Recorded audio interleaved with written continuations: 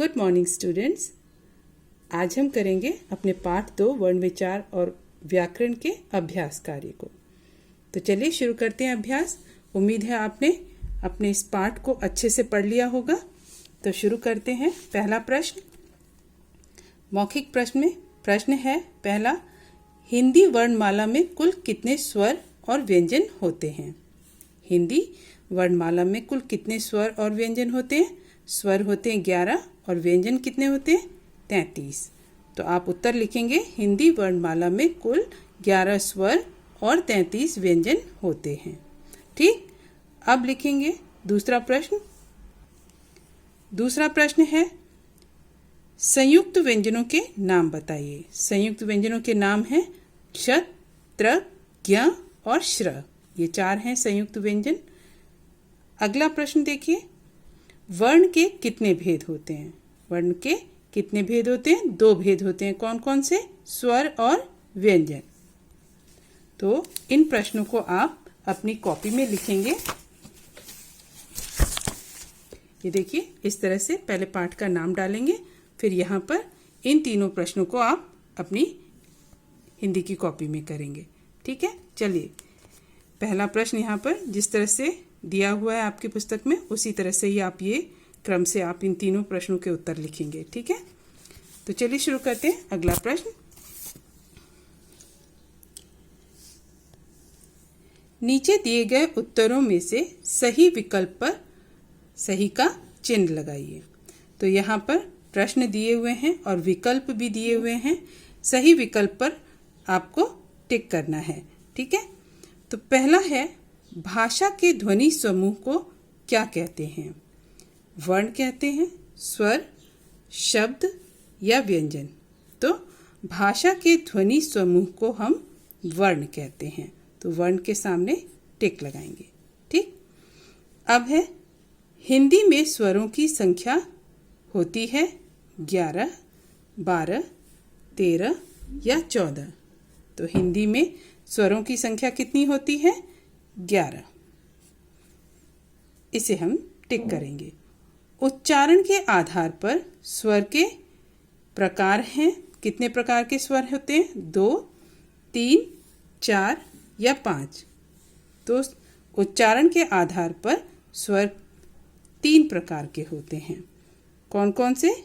ह्रस्व स्वर, दीर्घ स्वर और प्लुत स्वर। अब अगला देखिए, भाषा की सबसे छोटी इकाई को कहते हैं वर्ण। सबसे छोटी इकाई को वर्ण कहते हैं। ठीक, अब है अगला प्रश्न, श, श, श, स, ह व्यंजन किसके अंतर्गत आते हैं? श, श, स, ह व्यंजन किसके अंतर्गत आते हैं? ऊष्म व्यंजन, अंतःस्थ व्यंजन, स्पर्श व्यंजन या सारे? ये सभी। तो ये श, श, स, ह ये ऊष्म व्यंजन के अंतर्गत आते हैं। तो इस पे हम टिक करेंगे।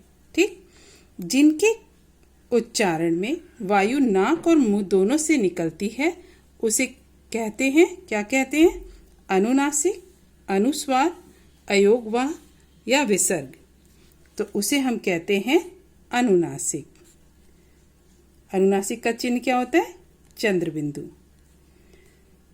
अगला देखिए, इनमें कौन सा वर्ण शब्द के प्रारंभ में नहीं आता?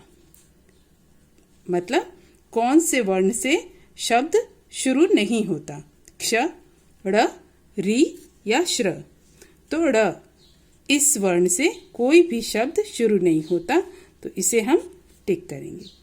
ठीक, पहला आपका ये वाला बहुवैकल्पिक प्रश्न हो गया। अब है सही वर्ण विच्छेद के सामने सही का निशान लगाइए। ये भी बहुवैकल्पिक ही है। देखिए इसमें क्या है। पहला शब्द है विद्यालय। तो हम पहले वर्ण का वर्ण विच्छेद करते हैं। व में ई की मात्रा है, यानी ई स्वर बाहर आएगा। व में से ई बाहर आया तो यानी ये पहला तो गलत है, द लिखा हुआ है। व में से ई बाहर आया, ठीक है। द आधा, लेकिन यहाँ पे द आधा है, यहाँ पे द पूरा लिख दिया, यानी ये भी गलत है। अब अगला देख लेते हैं।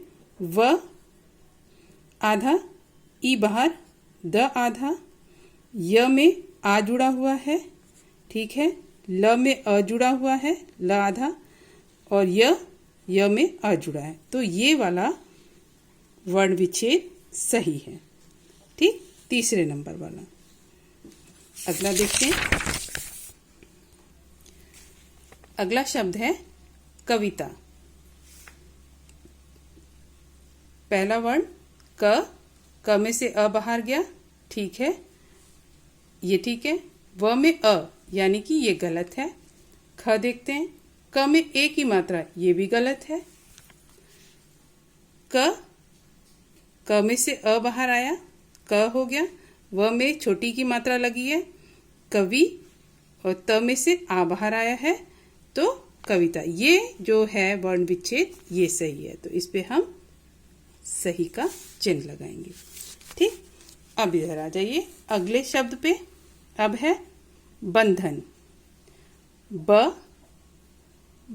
आधा नहीं है, यानी कि ये गलत है।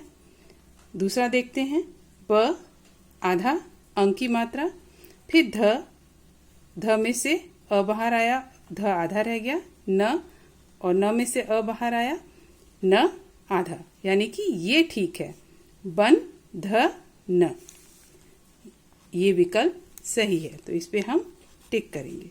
ठीक, अब अगला प्रश्न, यहाँ पर सही मिलान कीजिए।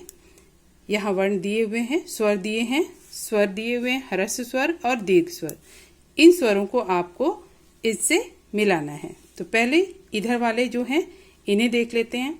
औ जो है ये क्या है, दीर्घ स्वर है, तो हम दीर्घ स्वर से इसे मिला देंगे। ठीक है, ये दीर्घ स्वर है। ऊ, छोटा ऊ, ये हो गया ह्रस्व स्वर, इसे हम मिलाएंगे ह्रस्व स्वर से। री, ये भी ह्रस्व स्वर है, इसे हम मिलाएंगे ह्रस्व स्वर से। बड़ा ऊ, ये दीर्घ स्वर है, इसे हम दीर्घ स्वर से मिलाएंगे। ए जो है ये भी दीर्घ स्वर है, इसे दीर्घ स्वर से मिलाएंगे। अ जो है ह्रस्व स्वर है, इससे मिलाएंगे। ओ और आ, ये दोनों के दोनों जो हैं ये दीर्घ स्वर हैं। ठीक, तो आज हम यहीं तक अपना कार्य करेंगे। अगली वीडियो में हम आगे के भाग को पढ़ेंगे।